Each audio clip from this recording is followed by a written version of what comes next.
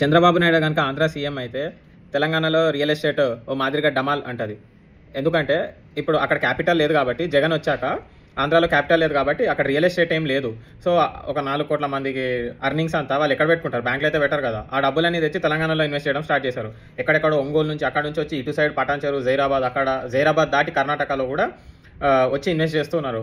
50 ఎకరాలు, 40 ఎకరాలు, 100 ఎకరాలు అట్లా చిన్న వాళ్ళు చిన్న ప్లాట్లు అట్లా. సో ఒకవేళ చంద్రబాబు నాయుడు వస్తే మళ్ళీ ఆంధ్రాలో క్యాపిటల్ అనేది వచ్చేస్తుంది. ఎందుకంటే వాళ్ళు ఎలక్షన్స్కి అమరావతి క్యాపిటల్ అనే నినాదం పైన వెళ్తున్నారు కాబట్టి. వన్స్ ఆంధ్ర క్యాపిటల్ మళ్ళీ ఫిక్స్ అయింది అనుకోండి, అక్కడ నుంచి వచ్చే ఇన్వెస్టర్లు అంతా ఇక్కడికి ఆగిపోతారు. తెలంగాణలో హైదరాబాద్లో ఇన్ అండ్ అరౌండ్ ల్యాండ్ కొని పెట్టుకున్న వాళ్ళంతా ఇంకా కొంచెం ల్యాండ్ రేట్స్ అయితే పడిపోతాయి. ఆల్రెడీ జగన్ వచ్చాక హైదరాబాద్ సరౌండింగ్స్ మొత్తం ల్యాండ్ రేట్స్ నియర్లీ 3 times పెరిగాయి ఇన్స్టెంట్గానే.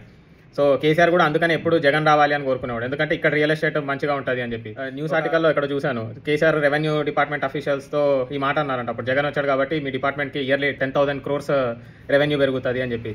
సో ఒకవేళ కనుక అక్కడ చంద్రబాబు నాయుడు వస్తే ఇక్కడ రియల్ ఎస్టేట్ పడిపోద్ది. ఆ కన్ఫ్యూజన్ ఉంది కాబట్టి ఇప్పుడు హైదరాబాద్ మార్కెట్ డల్ అయిపోయింది అనమాట. తెలంగాణలో రియల్ ఎస్టేట్ అంతా పడుకొని ఉంది ఇప్పుడు ఎలక్షన్ మూమెంట్ దాకా. ఎలక్షన్స్ అయ్యాక మళ్ళీ ఎవరు వస్తారు అనే గవర్నమెంట్ దాన్ని బట్టి మారుతుంది. ఇక్కడ కూడా ముందటి దాకా కేసీఆర్ వస్తాడా లేదా అనే ఒక డౌట్తో తగ్గింది. ఇప్పుడు మళ్ళీ అక్కడ ఆంధ్రాలో చంద్రబాబు నాయుడు వస్తాడా లేదా అనే డౌట్ మీద ఆగింది.